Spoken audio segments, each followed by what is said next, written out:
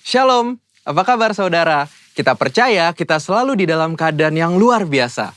Pada VOP kali ini, kita akan membahas mengenai kekudusan seksualitas atau sexual purity. Sebagai generasi Yeremia, setiap kita wajib menjaga kekudusan, khususnya kekudusan seksualitas.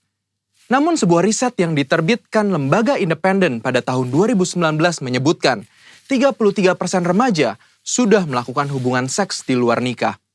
Hal ini bisa diakibatkan karena kurangnya pemahaman anak-anak muda akan prinsip-prinsip seksualitas yang benar. Maka dari itu, kita sebagai anak muda harus mengerti tentang hubungan seksualitas yang benar menurut Alkitab. Kita percaya Tuhan menciptakan hubungan seksual itu sakral dan kudus di hadapan Tuhan. Sehingga hubungan seksual hanya boleh dinikmati di dalam komitmen pernikahan. Hal ini dikarenakan hubungan seksual adalah anugerah Allah yang indah untuk dinikmati oleh sepasang suami dan istri yang sah dan sudah diberkati di dalam komitmen pernikahan. Firman Allah juga menekankan bahwa hubungan seksual bukanlah berasal dan akibat dari dosa, melainkan hubungan seksual diberikan di dalam pernikahan untuk menghindari percabulan. Prinsip yang lain adalah hubungan seksual harus dipersembahkan untuk kemuliaan Allah. Kita harus mengerti bahwa hubungan seksual bukanlah sekedar kepuasan fisik semata, namun hubungan seksual memberikan pengertian hubungan yang mendalam antara suami dan istri. Karena hubungan suami dan istri adalah gambaran hubungan Kristus dengan jemaatnya. Setelah mengerti prinsip kekudusan seksualitas yang benar, selanjutnya penting bagi kita anak-anak muda untuk memulai dan menjalani hubungan pranikah atau berpacaran secara bertanggung jawab di hadapan Tuhan. Ada beberapa perbedaan yang paling mendasar dari hubungan pranikah atau pacaran secara duniawi dan hubungan yang bertanggung jawab di hadapan Tuhan. Perbedaan pertama adalah pacaran duniawi hanya bertujuan mencari pengalaman dan kenikmatan dalam percintaan saja. Namun pacaran yang bertanggung jawab kepada Tuhan melihat hubungan pacaran sebagai persiapan untuk menuju ke arah pernikahan. Perbedaan kedua adalah pacaran menurut dunia hanya mengutamakan keintiman dan kepuasan fisik. Tetapi pacaran yang benar harus mengutamakan keintiman rohani dan emosi. Perbedaan ketiga adalah dalam hal komitmen, hubungan pacaran secara dunia hanya berorientasi kepada masa kini, sehingga mudah terjadi perpisahan ketika timbul konflik. Namun hubungan pranikah yang bertanggung jawab kepada Tuhan harus berorientasi kepada masa depan. Perbedaan-perbedaan ini adalah dasar untuk kita membatasi segala bentuk keintiman jasmani dengan kesadaran bahwa hubungan pacaran atau pranikah belumlah mengikat. Mengapa penting untuk setiap kita menjaga kekudusan, khususnya kekudusan seksualitas?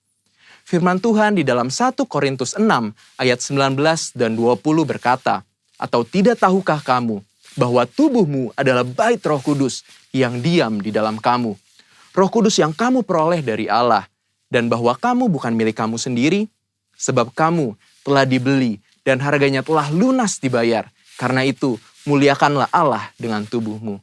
Kita harus mengerti bahwa tubuh kita adalah bait Roh Kudus dan Tuhan sudah menebus setiap kita.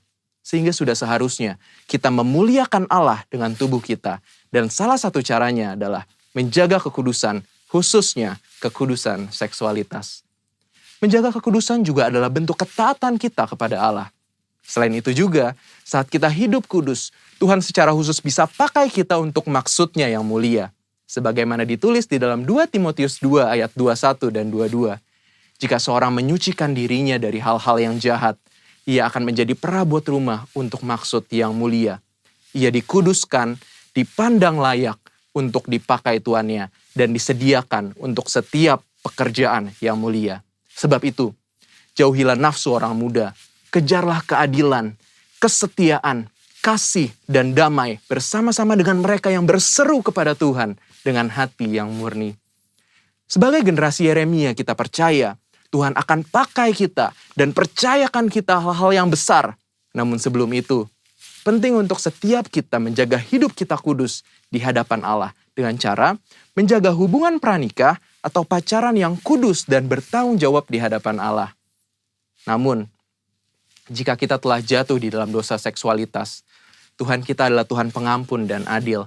saat kita mau datang kepada Tuhan, mengakui setiap dosa-dosa kita dan bertobat, maka pengampunan Tuhan akan mengalir dan hidup kita akan dipulihkan. Selain itu juga, kita harus menjauhi pergaulan yang buruk dan mencari komunitas-komunitas orang percaya, serta kakak-kakak rohani yang dapat membimbing kita di dalam pertobatan. Karena itu, yuk setiap anak-anak muda, bagi kamu yang sedang berpacaran atau masih single, mari kita persembahkan seluruh tubuh kita untuk kemuliaan Tuhan, agar Dia bisa pakai setiap kita lebih maksimal dalam era Pentakosta ketiga ini. Saudara, untuk penjelasan lebih lengkapnya dari tim teologi kami, jangan lupa buka link yang di atas atau scan barcode yang tersedia. Selamat hari Minggu, Tuhan Yesus memberkati.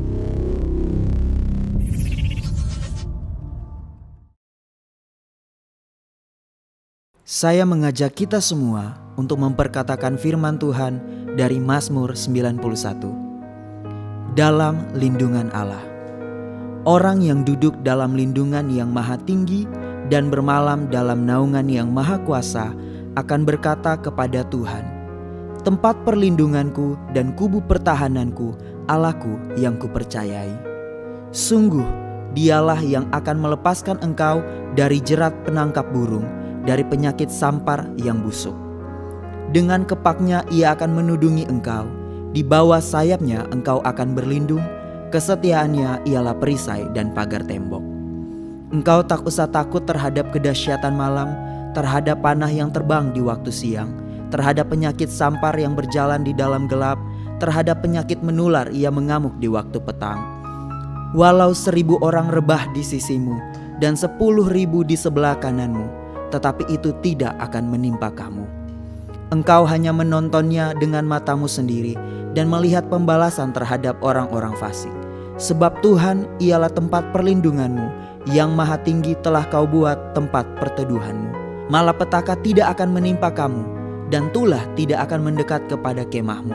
Sebab malaikat-malaikatnya akan diperintahkannya kepadamu untuk menjaga engkau di segala jalanmu. Mereka akan menatang engkau di atas tangannya, supaya kakimu jangan terantuk kepada batu. Singa dan ular tedung akan kau langkahi, engkau akan menginjak anak singa dan ular naga. Sungguh hatinya melekat kepadaku, maka aku akan meluputkannya. Aku akan membentenginya sebab ia mengenal namaku. Ia berseru kepadaku, aku akan menjawab. Aku akan menyertai dia dalam kesesakan, aku akan meluputkannya dan memuliakannya. Dengan panjang umur akan kukenyangkan dia, akan kuperlihatkan kepadanya keselamatan daripadaku. Mari saudara, kita deklarasikan Pentakosta ketiga. Pentakosta ketiga adalah pencurahan Roh Kudus yang dahsyat di zaman ini, melebihi yang terjadi di Azusa Street. Pentakosta ketiga akan mengakibatkan penuaian jiwa yang terbesar dan terakhir sebelum Tuhan Yesus datang kembali. Pentakosta ketiga akan membangkitkan generasi Yeremia, yaitu anak-anak muda yang dipenuhi Roh Kudus, cinta mati-matian kepada Tuhan Yesus, tidak kompromi terhadap dosa, dan akan bergerak untuk memenangkan jiwa. Pentakosta ketiga lahir di Indonesia dan bergerak ke bangsa-bangsa. Gerakan ini dari timur ke barat dan akan kembali ke Yerusalem. Pentakosta ketiga akan memberikan kuasa untuk menyelesaikan amanat agung, dan setelah itu Tuhan Yesus datang kembali. Haleluya!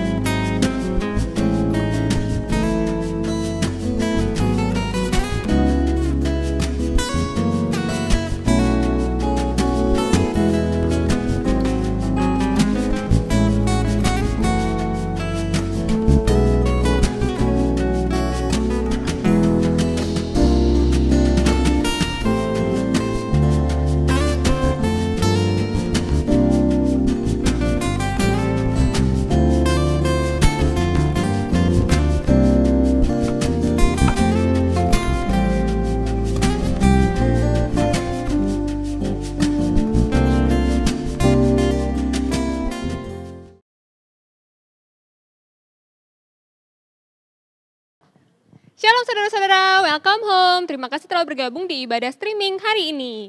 Nah, kita percaya ya, walaupun kita semua berada di tempat yang berbeda-beda, tapi kalau misalnya kita benar-benar dengan sungguh-sungguh merindukan hadirat Tuhan, pasti kita akan merasakannya.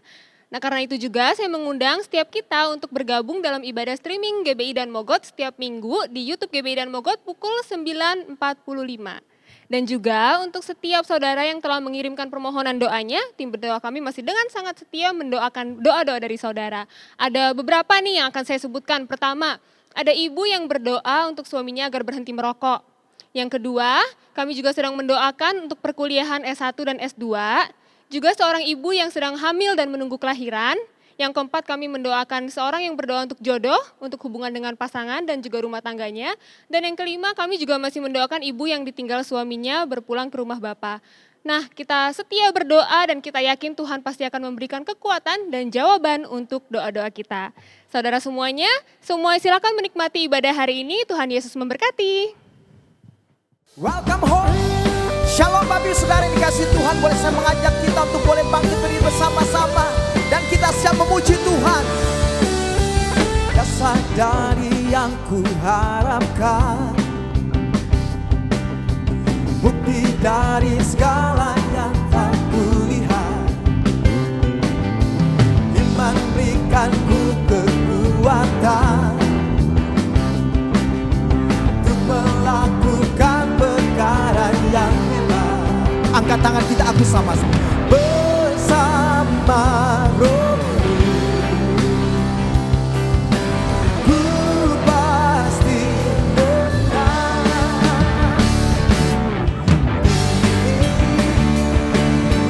Namamu dipuji, hormat kemuliaan. Sorak dengan senang hati, Raja keagungan. Katakan haleluya.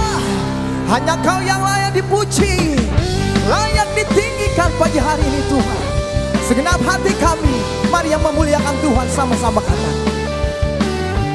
Kata biarkan pencobaan melebihi batas kekuatanku. Kau yang berikan ku kemuliaan,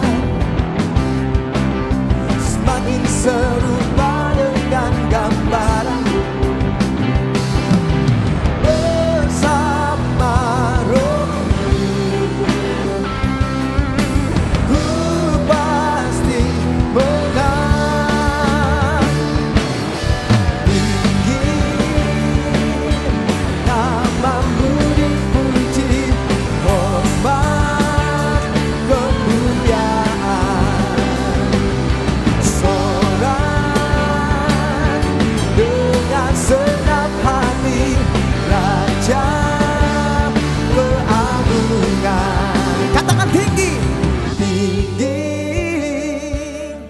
namamu dipuji. Pagi hari ini kami datang meninggikan Engkau, segala kemuliaan. Sorak-sorak dengan senang hati, Raja keagungan. Oh, tinggi namamu dipuji, hormat kemuliaan. Sorak dengan senang hati, Raja keagungan. Raja-raja, raja keagungan. Raja, oh, raja keagungan. Raja keagungan. Yang layak dimuliakan, yang layak terima sorak-sorai dan pujian. Katakan amin. Haleluya. Berikan tepuk tangan jauh lebih meriah buat Tuhan kita. Haleluya. Dari kemuliaan kepada kemuliaan, itu firman Tuhan. Katakan seperti itu. Berapa yang saudara yang percaya boleh angkat dua tangannya, katakan amin. Boleh katakan amin. Yuk tepuk tangan sama-sama buat Tuhan kita. Come on.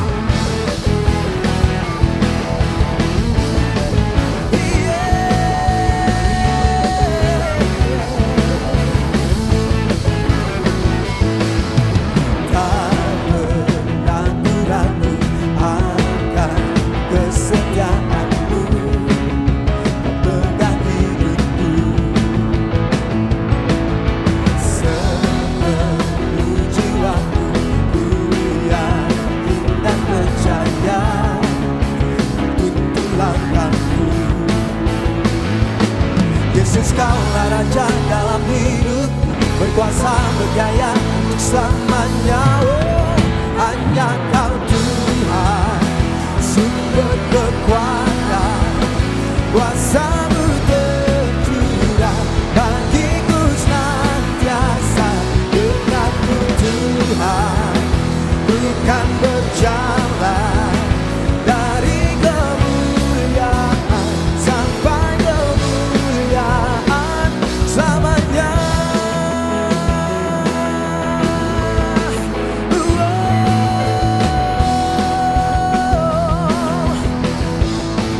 Mari sama-sama katakan. Tak pernah ku ragu akan kesetiaan-Mu,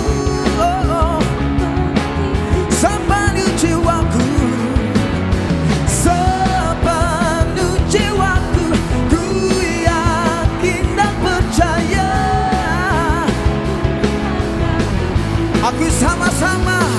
Yesus kaulah Raja dalam hidup, berkuasa berdaya untuk selamanya. Oh, hanya Kau Tuhan, sumber kekuatan, kuasa-Mu tercurah bagiku senantiasa. Denganmu Tuhan, bukan berjalan dari kemuliaan sampai kemuliaan selamanya. Dari kemuliaan sampai kemuliaan bersama dengan Engkau Tuhan. Haleluya, yang layak terima segala pujian, yang dimuliakan Yesuslah Tuhan. Oh, kami memuliakan-Mu. Boleh angkat tangan kita sama-sama kata, Yesus Kau. Yesus Kaulah Raja dalam hidup, berkuasa. Yesus Kaulah Raja dalam hidup, berkuasa berjaya untuk selamanya. Yesus Kaulah Raja dalam hidup, berkuasa berjaya untuk selamanya. Oh, hanya Kau Tuhan, sumber kekuatan, kuasa-Mu tercurah bagiku senantiasa. Denganmu Tuhan, bukan berjalan dari kemuliaan sampai kemuliaan selamanya. Oh, amin. Haleluya. Terima kasih Tuhan. Dari kemuliaan kepada kemuliaan. Kami bersyukur untuk pagi hari ini, untuk lawatan-Mu, kuasa-Mu yang boleh mengalir dan menjamah setiap kami. Setiap kali kami tahu ketika kami ada di hadirat-Mu, lawatan-Mu kami alami. Sampai hari ini kami tahu hidup kami adalah kemurahan-Mu. Dan kami mau akui kehebatan, penyertaan, pemeliharaan Tuhan yang ajaib.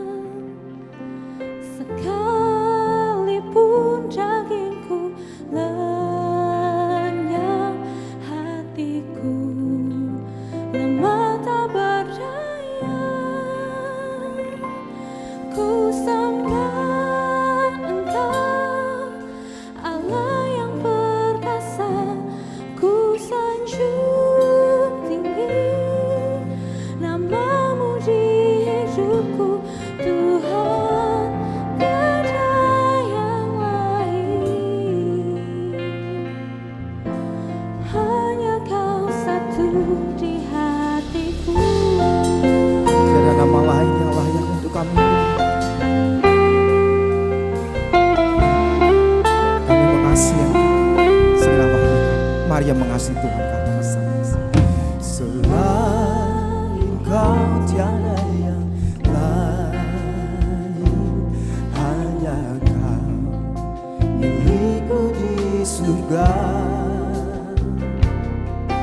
Sekalipun dagingku lenyap, hatiku lelah tak berdaya. Ku sembah Engkau, Allah yang perkasa. Ku sanjung tinggi nama-Mu di hidupku, Tuhan. Tiada yang lain, hanya Kau satu di hatiku. Katakan ku sembah Engkau, Allah yang perkasa. Ku sanjung tinggi nama-Mu di hidupku, Tuhan. Tiada yang lain, hanya Kau satu di hatiku.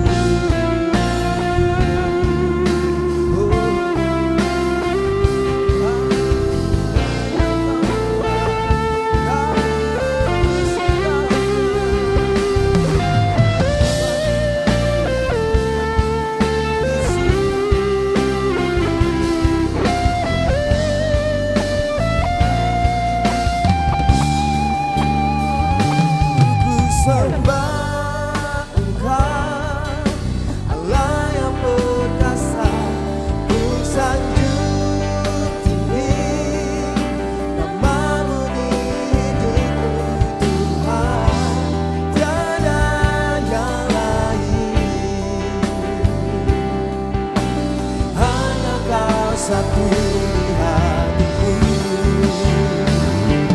Ku sembah Engkau, Allah yang perkasa. Ku sanjung tinggi nama-Mu di hidupku, Tuhan. Tiada yang lain, hanya Kau satu di hatiku, Tuhan. Tiada yang lain, hanya Kau satu di hatiku, Tuhan. Tiada yang lain, hanya Kau satu di hatiku.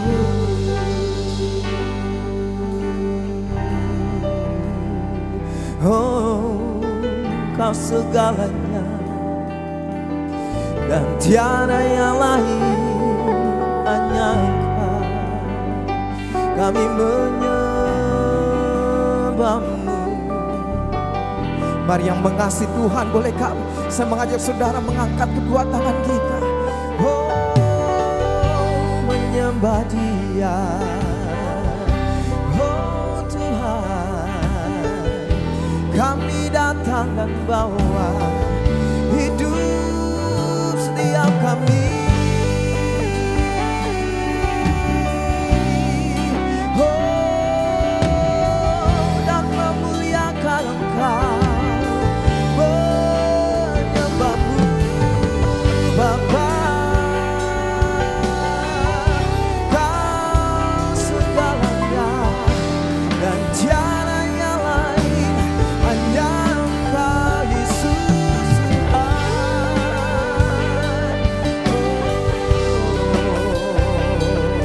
Sebab inilah kerinduan kami, untuk selalu menyenangkan-Mu, untuk selalu menyembah-Mu Tuhan Yesus.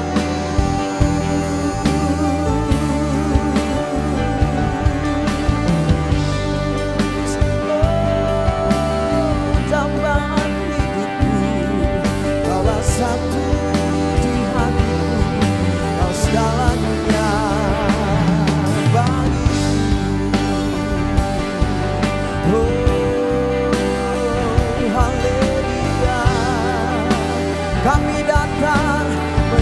hambamu. Kami datang menyembahmu Bapa. Yesus selamanya disembahkan, selamanya dipuji namamu. Haleluya,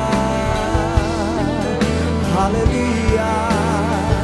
Sebab kerinduan kami untuk selalu berada di hadirat-Mu, mengalami lawatan-Mu, mengalami kasih-Mu.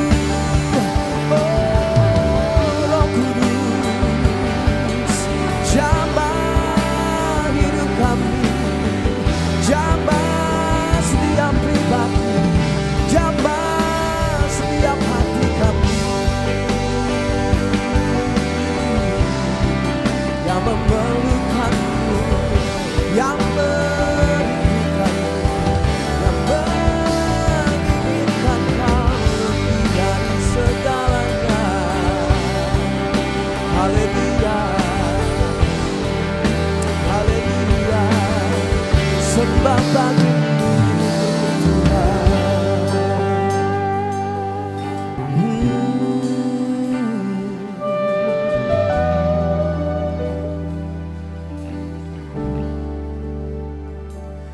Ku sembah Engkau, Allah yang perkasa. Ku sanjung tinggi namamu di hidupku, Tuhan, tiada yang lain. Hanya Kau satu di hatiku. Katakan ku sembah. Ku sembah Engkau, Allah yang perkasa. Ku sanjung tinggi namamu di hidupku, Tuhan, tiada yang lain. Hanya Kau satu di hatiku. Kaulah segalanya di dalam hidupku. Kerajaan-Mu, kebenaran-Mu, itu bagianku. Kaulah yang ku pandang selama hidupku, mengasihimu, memuliakanmu, Bapa dan Rajaku. Kaulah segalanya, oh, di dalam hidupku. Kerajaan-Mu, kebenaran-Mu, itu bagianku. Kaulah yang ku pandang selama hidupku, mengasihimu, memuliakanmu, Bapa dan Rajaku. Oh, Kaulah segalanya di dalam hidupku. Kerajaan-Mu, kebenaran-Mu,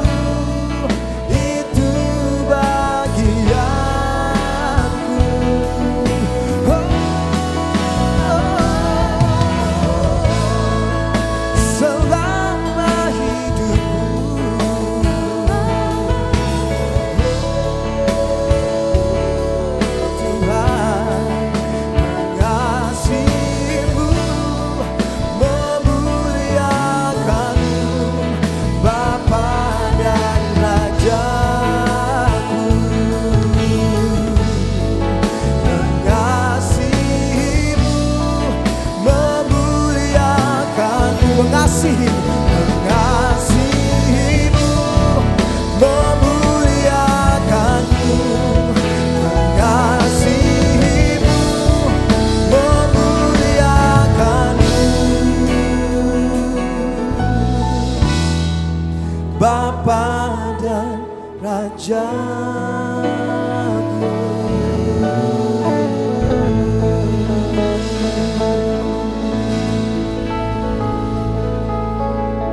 Kami bersyukur bahwa hanya Engkau satu-satunya pribadi yang ada di hidup kami, yang menjadi bagian kami, yang tak akan pernah kami lepaskan, tak akan pernah tergantikan. Dan Engkau akan terus membawa hidup kami untuk semakin melekat, tinggal di dalam Engkau, dan melakukan apa yang menjadi kehendak Bapa. Kami bersyukur Tuhan untuk kasih-Mu yang boleh dinyatakan di hidup kami. Kasih yang sanggup memulihkan hidup kami. Kasih yang membawa kami kepada persekutuan dalam keintiman dengan Engkau.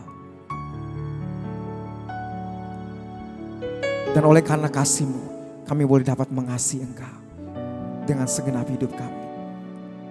Bapa, terima kasih. Hidup kami terbuka di hadirat-Mu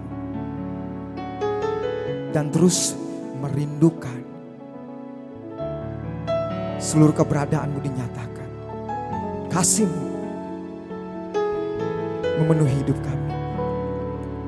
Kami tahu Engkau hadiri ibadah ini karena Engkau mendapati setiap kami yang datang karena mengasihi Engkau, karena mengasihi Engkau.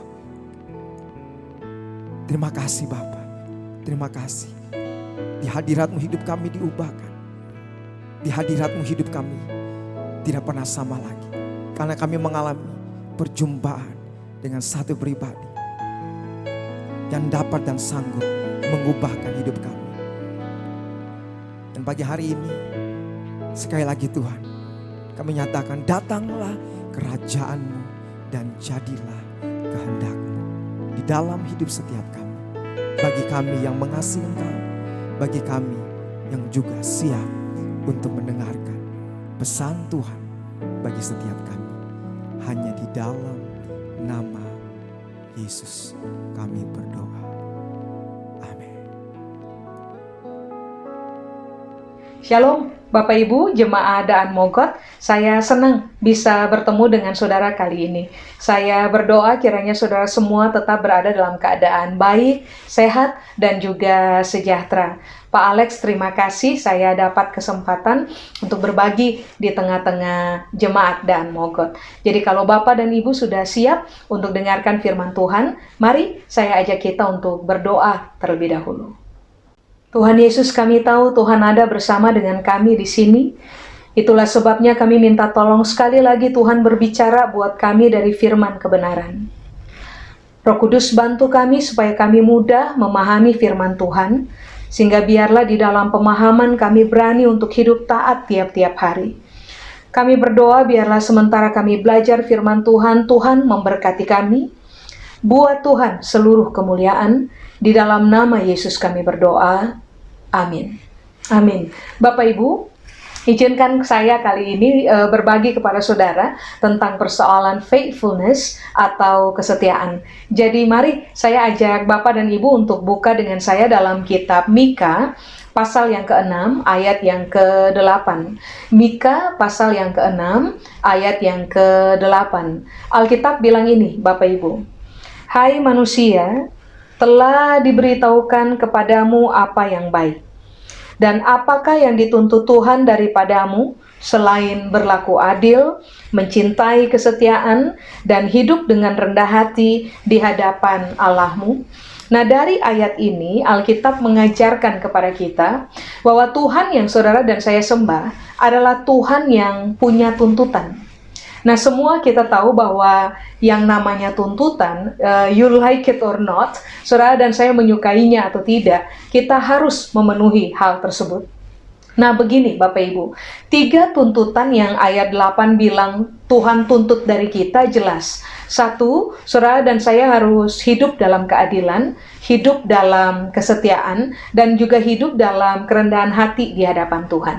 Nah mari kita lihat dulu apa yang dimaksud dengan kata dituntut. Sebab kata ini adalah salah satu kata kunci pada ayat 8 yang baru saja kita baca.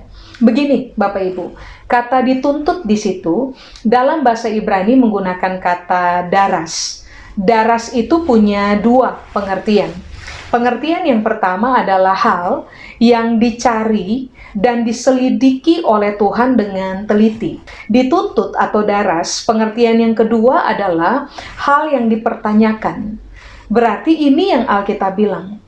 Kalau ada hal yang akan dipertanyakan oleh Tuhan dalam kaitannya dengan kehidupan kita, maka salah satu di antaranya adalah Tuhan akan bertanya kepada saudara dan saya, setia nggak?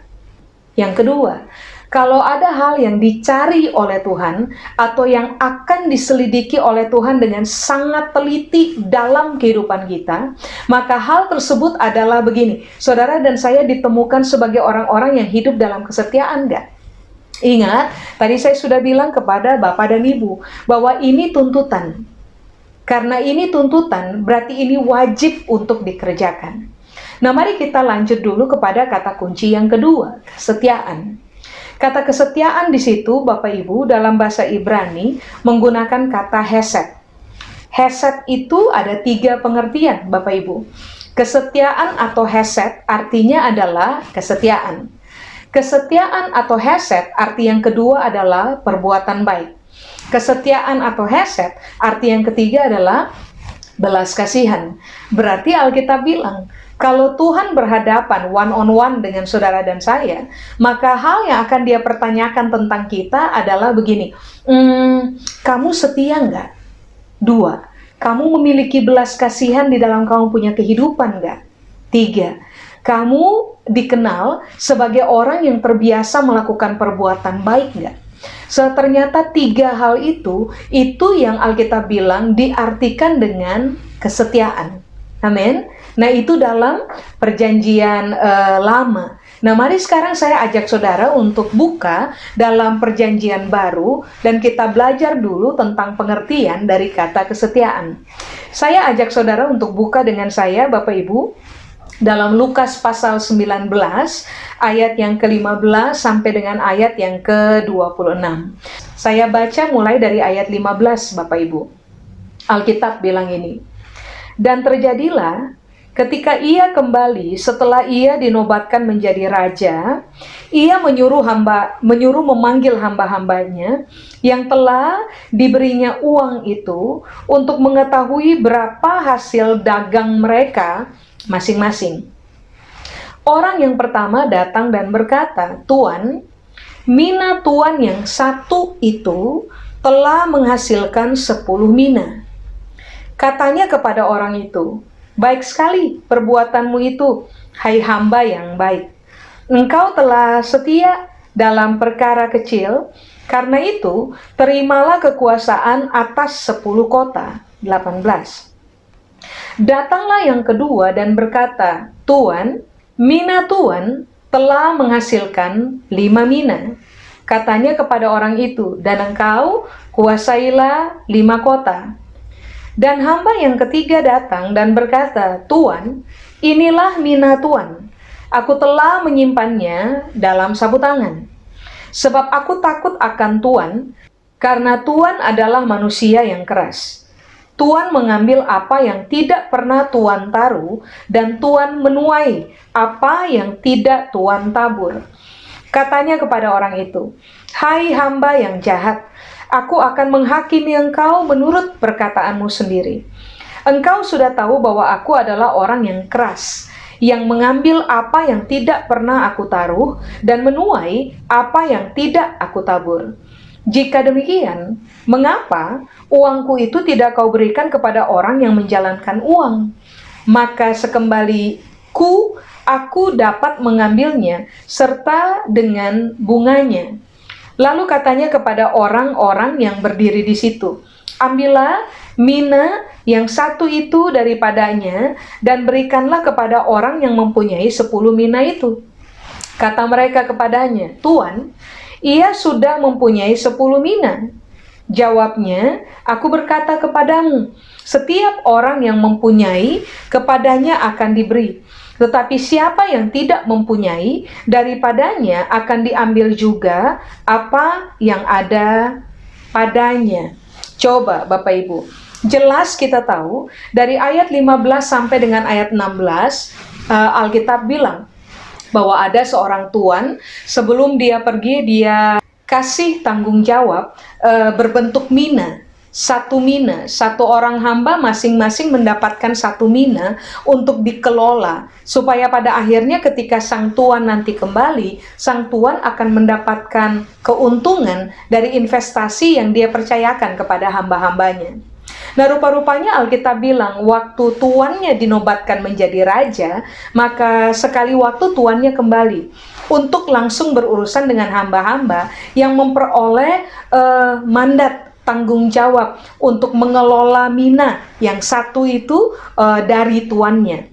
Sudah, lalu di ayat 17 Alkitab bilang, waktu dia bertemu dengan hamba yang pertama tuh bilang begini, Tuan, 1 mina yang Tuan kasih ke saya itu sudah menjadi 10 mina. Hamba yang kedua datang dan berkata, ternyata mina yang dipercayakan kepadanya itu ternyata berubah menjadi 5. Nah, saudara perhatikan di ayat 17. Untuk hamba yang bisa membuat dari 1 mina menjadi 10 mina, ada pernyataan yang dikeluarkan oleh sang tuan. Katanya kepada orang itu, baik sekali perbuatanmu itu, hai hamba yang baik. Engkau telah setia dalam perkara kecil. Karena itu, terimalah kekuasaan atas 10 kota. Coba saudara perhatikan. Ada statement-statement penting pada ayat 17. Statement yang pertama, baik sekali perbuatanmu. Sudah? 2, hamba yang baik. Itu kalimat penting tuh. Nah, yang ketiga, kalimat pentingnya adalah engkau telah setia. Tadi kita sudah belajar di Perjanjian Lama bahwa kata setia atau hesed itu artinya adalah setia, berbelas kasihan atau penuh dengan belas kasihan, lalu terbiasa berbuat baik. Nah, sekarang kita lihat Lukas 19 ayat 17. Coba saudara perhatikan. Perbuatan baik itu dikaitkan dengan status sebagai hamba yang baik. Perbuatan baik itu dikaitkan dengan realita setia. Berarti kan kita bisa menemukan benang merah bahwa ternyata apa yang dikatakan definisi kesetiaan di Perjanjian Lama itu tidak bisa dipisahkan dari definisi kesetiaan di Perjanjian Baru. Sebab Alkitab bilang di ayat 17, siapapun yang setia, mereka sedang melakukan perbuatan yang baik. Karena mereka melakukan perbuatan yang baik, status mereka jelas, hamba yang baik. Nah, mari kita lihat dulu arti dari kata setia dalam Perjanjian Baru yang tertulis pada ayat 17. Kata setia dalam ayat 17 itu menggunakan kata pistos, Bapak Ibu. Pistos itu punya 3 pengertian. Pengertian yang pertama adalah dapat dipercaya. Jadi, dari mana saudara dan saya tahu bahwa kita adalah orang-orang yang setia? Sederhana, kita ini menemukan diri kita bisa dipercaya nggak? 2, pistos atau setia, itu artinya adalah begini, orang yang memiliki keyakinan untuk percaya kepada sang tuan. Ulang ya, pistos atau setia artinya adalah orang yang memiliki keyakinan untuk percaya kepada sang tuan. Nah, pengertian yang ketiga dari setia atau pistos adalah begini, orang yang dapat diandalkan untuk menuntaskan tanggung jawab atau menyelesaikan transaksi bisnis. Ulang ya, Pistos, setia. Pengertian yang ketiga adalah orang yang bisa diandalkan untuk menyelesaikan tanggung jawab yang diberikan kepadanya, atau orang yang bisa diandalkan untuk menyelesaikan transaksi bisnis. Berarti Bapak Ibu, ini yang Alkitab berupaya angkat tentang definisi kesetiaan pada Perjanjian Baru. Orang setia adalah orang-orang yang dapat dipercaya. Orang setia adalah orang-orang yang bisa diandalkan. Ketika tanggung jawab diberikan kepada mereka, kita tahu bahwa kita bisa andalkan mereka. Sewaktu mereka mendapatkan tanggung jawab, mereka bisa menyelesaikannya dengan perfect. Mereka bisa menyelesaikannya dengan baik. Tapi orang setia juga adalah orang yang telah terbiasa membangun keyakinan dalam kehidupan mereka untuk mempercayai Sang Tuhan yang memberikan tanggung jawab, atau mempercayai Sang Tuhan yang memberikan kepercayaan untuk diemban oleh kita. Makanya begini Bapak Ibu, hal yang perlu kita cermati tentang hidupnya kita hari ini adalah apakah kita setia atau enggak. Sebab ini adalah tuntutan dari Tuhan. Saya ulang dari awal. Saudara dan saya dikenal orang setia enggak? Saudara dan saya dikenal sebagai orang-orang yang terbiasa melakukan perbuatan baik enggak? Saudara dan saya dikenal sebagai orang-orang yang penuh dengan belas kasihan dalam hidup enggak? Saudara dan saya dikenal sebagai orang yang bisa dipercaya dalam kehidupan enggak? Bisa diandalkan dalam kehidupan enggak? Dalam proses kita menjalani kehidupan, saudara dan saya dikenal sebagai orang-orang yang memiliki keyakinan yang teguh terhadap Tuhan yang memberikan mandat kepada kita enggak? Nah, ini saudara dan saya harus punya Bapak Ibu. Sebab ternyata kalau kita punya, maka waktu Tuhan berhadapan one on one dengan kita dan Dia mempertanyakan kesetiaan kita, harusnya Tuhan akan menemukan bahwa ternyata kita setia. Hal ini harus saudara dan saya hidupi, supaya pada akhirnya waktu Tuhan selidiki hidupnya kita, Tuhan mencari kesetiaan dalam kehidupan kita, yang Dia akan temukan adalah Dia tidak menemukan hal yang lain selain Dia menemukan kesetiaan itu telah berurat akar di dalam kehidupan kita. Amin, Bapak Ibu. Ingatlah, di ayat 17 Alkitab bilang, orang setia adalah orang yang melakukan perbuatan baik. Orang setia akan dikenal oleh Tuhan sebagai hamba yang baik. Nah, semua hamba yang baik, Alkitab bilang, hamba yang dapat 1 mina berubah jadi 10, hamba yang dapat 1 mina berubah jadi 5. Ternyata ini yang Alkitab bilang, untuk hamba-hamba yang setiawan, mereka akan mendapatkan reward yang datang dari Tuhan. Jadi percayalah, waktu Tuhan menuntut, Tuhan juga memiliki reward, penghargaan, upah yang Dia akan berikan untuk saudara dan saya. Berarti kan begini, keputusan-keputusan penting yang kita buat dalam hidup untuk menjadi setia di hadapan Tuhan, menjadi setia terhadap pasangan kita di rumah, menjadi setia terhadap anak-anak kita, menjadi setia terhadap orang tua kita, menjadi setia terhadap siapa saja yang Tuhan percayakan ada dalam kehidupan kita.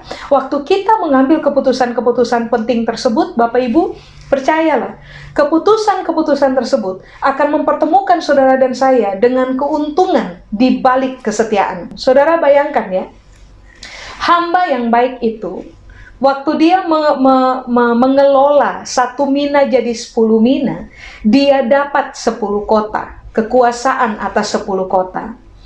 Hamba yang baik berikutnya, waktu dia berhasil mengelola 1 mina menjadi 5 mina, dia mendapatkan reward, kekuasaan atas 5 kota. Nah, ini yang saudara dan saya harus pertimbangkan, bahwa Tuhan itu tahu kok Pak, Ibu, kapan memberikan reward kepada kita, waktu pada akhirnya Dia menemukan saudara dan saya setiawan dalam kehidupan. Amin. Nah, mari kita lanjut Bapak Ibu. Ayat-ayat berikutnya, langsung saja ke ayat yang ke-22. Sebab di ayat 18, ayat 19, dan ayat 20, kita tahu ada hamba yang ketiga, yang juga mendapatkan kepercayaan yang sama, dikasih 1 mina, tapi rupa-rupanya 1 mina itu tidak dikelola oleh dia. 1 mina itu disimpan dalam sapu tangan. Lalu kemudian dia tidak menghasilkan pelipat gandaan karena keberhasilan mengelola berdasarkan tanggung jawab yang diberikan kepadanya oleh sang tuan. Lompat langsung ke ayat 22. Pada ayat 22, sang tuan memberikan statement. Statement dari sang tuan adalah begini, Bapak Ibu. Katanya kepada orang itu, "Hai hamba yang jahat, aku akan menghakimi engkau menurut perkataanmu sendiri," dan seterusnya. Coba saudara perhatikan.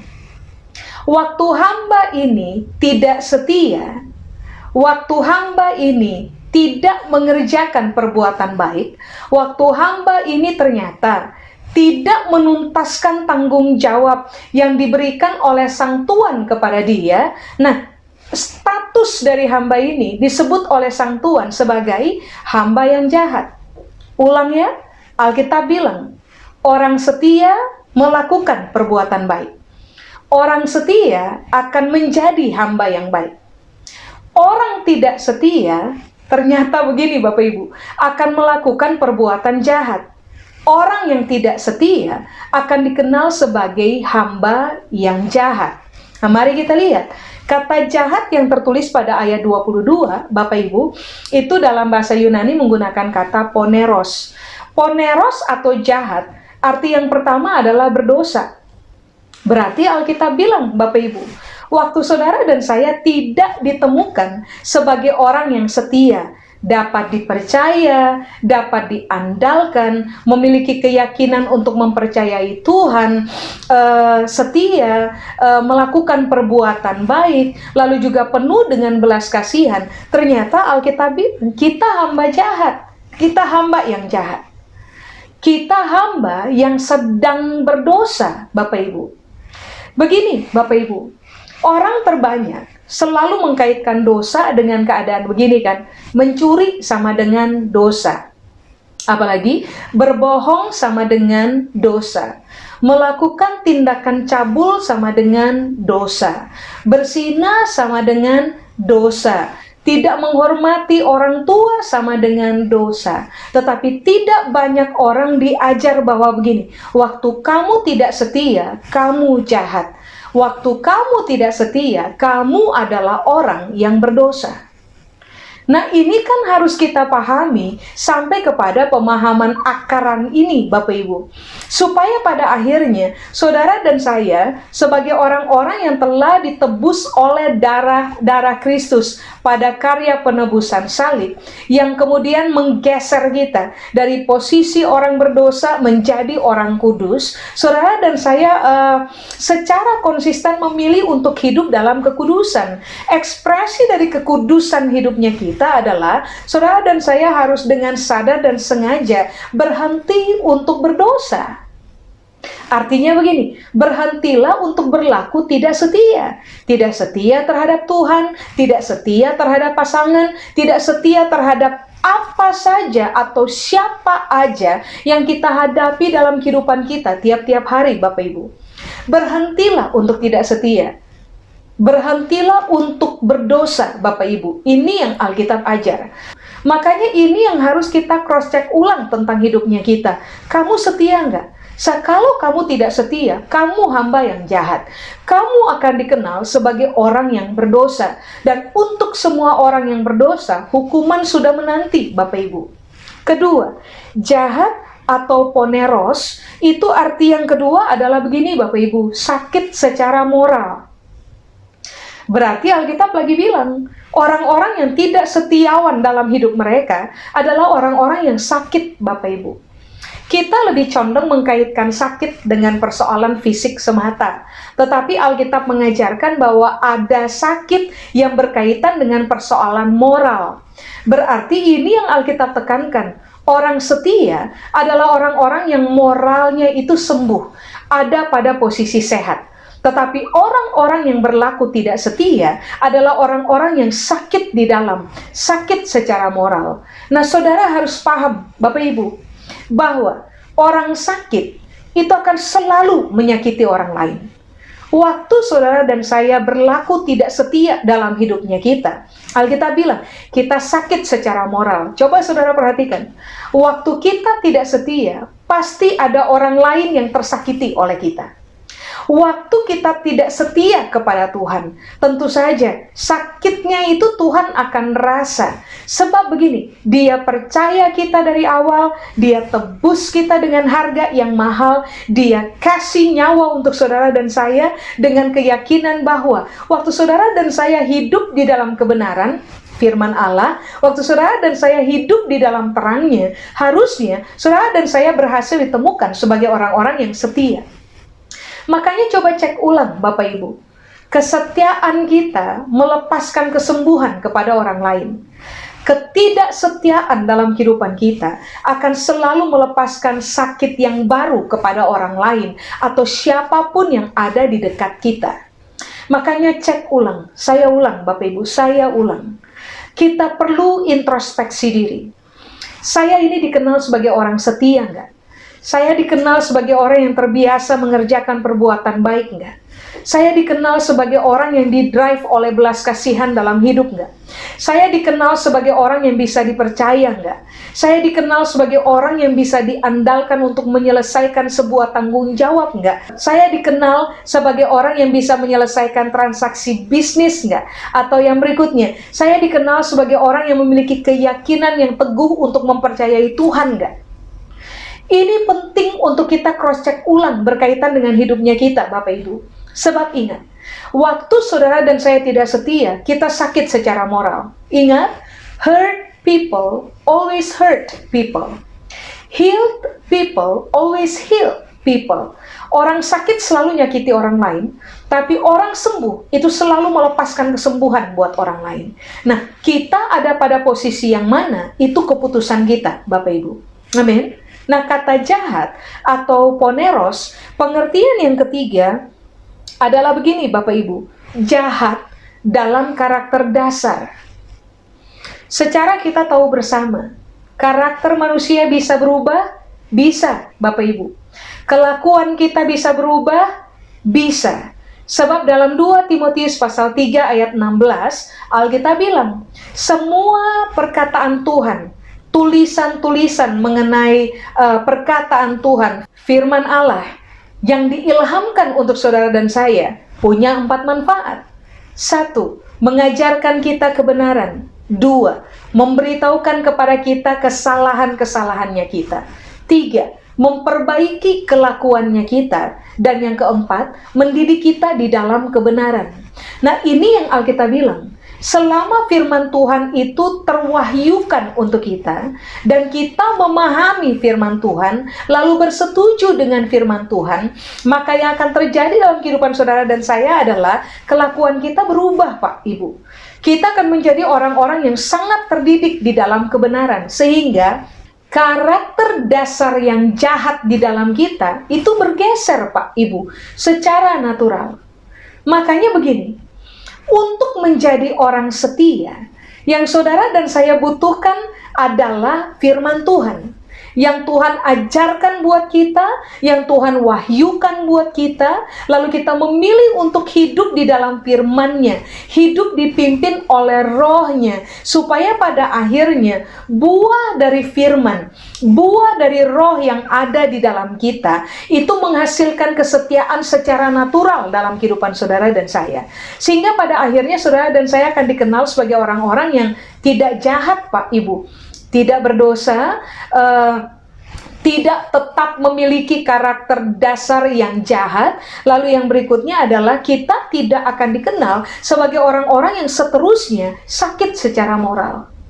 Makanya bagaimana caranya supaya saudara dan saya setia? Mari, saya ajak saudara untuk buka dengan saya dalam Galatia pasal 5, Galatia pasal 5, ayat 22 sampai dengan ayat 25, Bapak Ibu. Galatia pasal 5 ayat 22 sampai dengan ayat 25. Alkitab bilang, tetapi buah roh ialah kasih, sudah, sukacita, damai sejahtera, kesabaran, kemurahan, kebaikan, berikutnya perhatikan, kesetiaan, kelemah lembutan, penguasaan diri. Tidak ada hukum yang menentang hal-hal itu. Barang siapa menjadi milik Kristus Yesus, ia telah menyalibkan daging dengan segala hawa nafsu dan keinginannya. Jikalau kita hidup oleh Roh, baiklah hidup kita juga dipimpin oleh Roh. Nah, Bapak Ibu, Alkitab bilang di ayat 24, barang siapa menjadi milik Kristus Yesus. Saudara dan saya sah adalah milik Kristus Yesus. Kristus Yesus adalah firman yang hidup.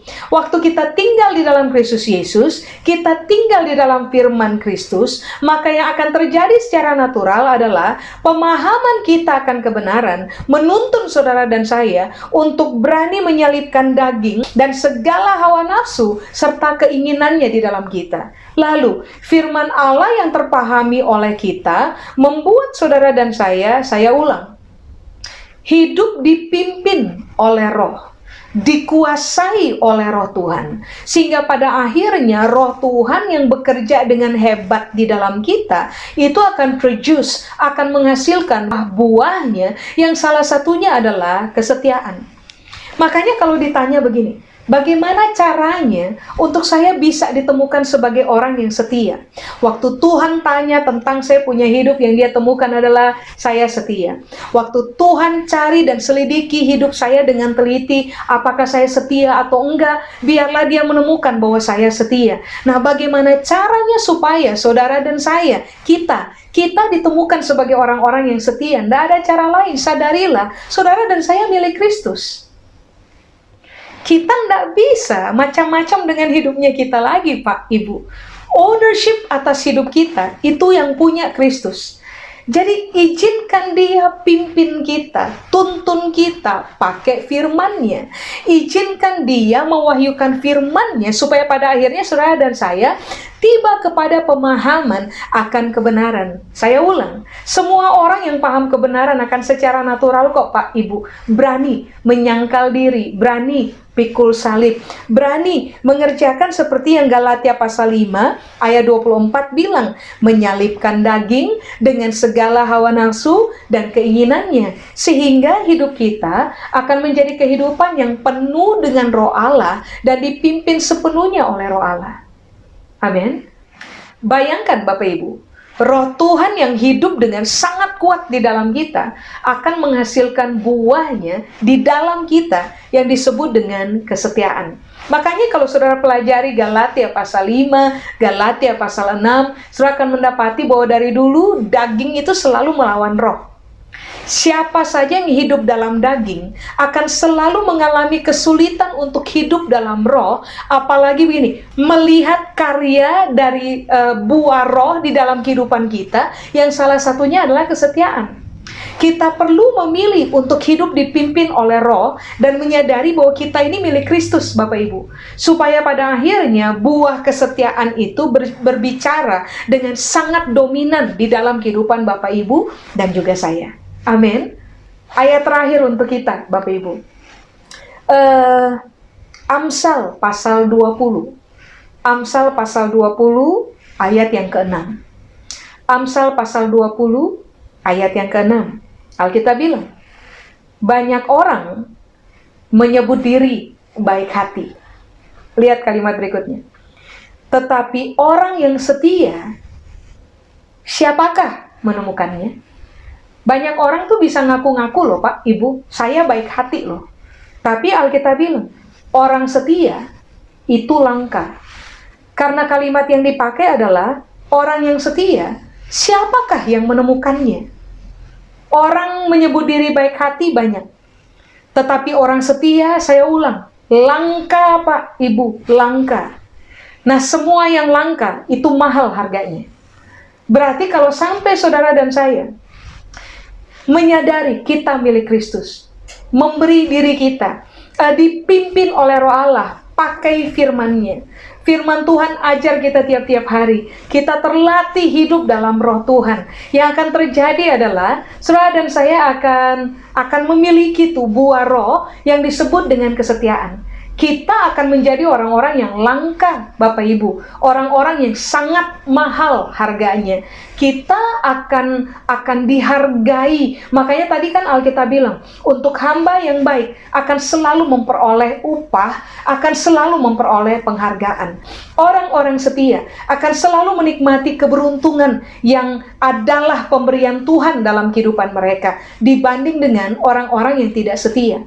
Makanya ayat-ayat yang terakhir dari Lukas pasal 19 yang tadi kita baca Bapak Ibu, ayat yang ke-24 sampai 26. Coba saudara bayangkan ya, logika berpikir. Kalau sang tuan ambil 1 mina dari hamba yang jahat, dari hamba yang tidak bertanggung jawab, logika berpikirnya kan sekarang begini, harusnya dia kasih dong kepada yang 5. Karena 5 ketambahan 1 itu punya 6. Dia punya sedikit lebih banyak, tapi tetap kalah dengan yang punya 10 mina. Tapi ini yang Alkitab bilang, yang punya 10 mina, ditambahin lagi 1 mina sama sang tuan. Jadi yang punya 5 mina tetap 5 mina, tetapi yang punya 10 mina itu berubah jadi 11. Sudah. Nah, orang-orang protes hari itu. Di ayat yang ke-25, kata mereka kepadanya, Tuan, ia sudah mempunyai 10 mina. Nah, ayat 26. Jawabnya, aku berkata kepadamu, setiap orang yang mempunyai, kepadanya akan diberi. Tetapi siapa yang tidak mempunyai, daripadanya akan diambil juga apa yang ada padanya. Begini Pak, Ibu, mempunyai apa pertanyaannya? Satu saja, untuk semua orang yang mempunyai kesetiaan, kepada mereka akan ditambahkan. Itu yang tadi saya bilang. Orang-orang setia posisi pasti di atas dari orang-orang yang tidak setia. Jadi begini, orang-orang yang mempunyai kesetiaan kepada mereka di dalam Tuhan punya kedaulatan, dia akan menambahkan apa saja buat kita. Tetapi untuk orang-orang yang tidak setia, apapun juga yang ada padanya akan diambil oleh sang Tuhan. Tadi saya sempat singgung, harusnya 5 dapat 1 supaya 6, yang 10 biar tetap 10, toh dia tetap punya lebih banyak. Tapi kenapa sang Tuhan memberikan 10 tambah 1, sedangkan yang 5 tetap 5? Artinya Alkitab lagi bilang, tentang Tuhan memberikan reward, dia akan memberikan reward sesuai dengan dia punya kedaulatan. Fokus kita hari ini adalah berlakulah setia. Hiduplah setia, hiduplah penuh belas kasihan, terbiasalah berbuat baik, jadilah orang yang dapat dipercaya, jadilah orang yang memiliki keyakinan untuk mempercayai Tuhan, jadilah orang yang bisa diandalkan untuk menyelesaikan sebuah tugas. Fokus aja di situ, tentang reward yang akan kita terima, keberuntungan yang akan kita terima, biarkan Tuhan yang mengambil keputusan. Tapi mari saya ulang sebelum saya akhiri. Bapak Ibu, kalau saudara dan saya tidak setia, apapun juga yang ada pada kita, itu akan diambil dari kita. Makanya begini, kalau tidak mau kehilangan apapun dalam kehidupan, putuskanlah hari ini keputusan yang benar. 1, sadarilah bahwa kita milik Kristus. 2, biarkan Kristus yang adalah firman hidup itu mengajarkan kita kebenaran, mewahyukan kita firman-Nya. Biarlah hidup kita dipimpin oleh Roh, supaya pada akhirnya saudara dan saya akan melihat buah roh, which is kesetiaan, itu berbicara sangat dominan dalam kehidupan kita. Supaya pada akhirnya, waktu Tuhan teliti hidup kita, waktu Tuhan bertanya tentang kita, yang ditemukan adalah saudara dan saya dikenal sebagai orang-orang yang setiawan. Amin, Bapak Ibu. Ingat, semua orang setia akan disebut hamba yang baik. Untuk semua hamba yang baik, mereka akan selalu memperoleh upah dan penghargaan sesuai dengan kedaulatan yang Tuhan punya dalam hidup. Amin. Saya mendorong Bapak Ibu untuk mulai hari ini, setialah. Supaya kita bisa menikmati hari-hari baik di hadapan Tuhan dan di hadapan sesama manusia. Amin. Saya selesai, Bapak Ibu. Mari kita berdoa. Kami berdoa biarlah firman Tuhan ini termaterai dengan kuat di dalam pemahaman kami, perenungan kami, supaya seumur hidup kami terbiasa dikenal sebagai pelaku-pelaku kebenaran dan bukan hanya pendengar saja. Saya berdoa biarlah Tuhan memberikan kepada kami semua hati yang haus dan lapar akan kebenaran, supaya kami mengejar firman Tuhan seperti orang mengejar harta. Biarlah kami menyadari betul bahwa Kristus memiliki kehidupan kami. Biarlah firman berbicara dominan atas hidup kami, supaya hidup kami mudah dipimpin oleh Roh Tuhan. Kami berdoa biarlah buah roh itu tampak nyata dalam hidup kami, kesetiaan itu tampak nyata dalam kehidupan kami, supaya pada akhirnya seumur hidup kami akan menikmati pemberian, penghargaan, upah yang baik yang datang dari Tuhan. Berkat-Mu menyertai kami turun-temurun waktu kami taat kepada kebenaran. Kepada Tuhan seluruh kemuliaan, di dalam nama Yesus kami berdoa. Amin. Tuhan memberkati Bapak Ibu. Welcome home. Senang kembali berjumpa dan bersama-sama dengan keluarga rohani. Saudara, ini waktunya kita memberikan persembahan kita. Berikan dari hati yang sungguh mengasihi Tuhan dan penuh kerelaan. Mari kita berdoa. Bapak, terima kasih untuk kesempatan kami boleh memberikan persembahan kami. Dan biarlah saat ini kami berikan dengan hati yang mengasihi-Mu, dan kami berdoa Tuhan disenangkan. Dan kami berdoa apa yang kami persembahkan sungguh-sungguh dipakai hanya untuk kemuliaan nama Tuhan. Terpujilah nama Tuhan. Di dalam nama Tuhan Yesus kami berdoa. Amin. Oh yeah. Na na na na na na na na na na. Na na na na na na. Na na na na na na. Na na na na na na. Na na na na na na na. Haleluya, ku memuji-Mu Tuhan. Kasih-Mu tak berkesudahan. Tiada bernafas memuji Sang Raja. Di atas gunung dan dalam samudra, tanganku angkat padamu, bersyukuri rahmat yang Kau beri. Kakiku melompat bagimu, sebab rahmat-Mu baru setiap pagi. Bersyukurlah kepada Tuhan, sebab Dia baik, sebab Dia baik, bahwasanya untuk selamanya kasih setianya, kasih setianya. Na na na na na na, na na na na na na, na na na na na na, na na na na na na na na na, na na na na na. Na na na na na na. Katakan haleluya. Haleluya, ku memuji-Mu Tuhan. Karena kasih-Mu tak berkesudahan. Bernafas memuji Sang Raja. Di atas gunung dan di dalam samudra, tanganku ku angkat padamu, mensyukuri rahmat yang Kau beri. Kakiku melompat bagimu, sebab rahmat-Mu yang sudah memberi. Boleh sambil bangkit berdiri, katakan sama-sama, bersyukurlah. Bersyukurlah kepada Tuhan, sebab Dia baik, sebab Dia baik, bahwasanya di selamanya kasih setianya. Bersyukurlah, bersyukurlah kepada Tuhan, sebab Dia baik, sebab Dia baik, bahwasanya untuk selamanya kasih setianya, kasih setianya. Na, na, na, na, na, na. Saudara, mari kita siapkan hati untuk menerima berkat daripada Tuhan. Mari buka hati kita, mari angkat kedua tangan kita. Prajurit-prajurit Tuhan yang gagah perkasa, saat ini terimalah berkat, kasih karunia, damai sejahtera, serta sukacita yang berlimpah-limpah. Curahkan Bapa dari surga melalui Tuhan kita Yesus Kristus. Di dalam persekutuan dengan Roh Kudus, dicurahkan mulai saat ini sampai Tuhan Yesus datang menjemput kita semua dan bahkan sampai selama-lamanya. Setiap kita yang diberkati sama-sama katakan amin.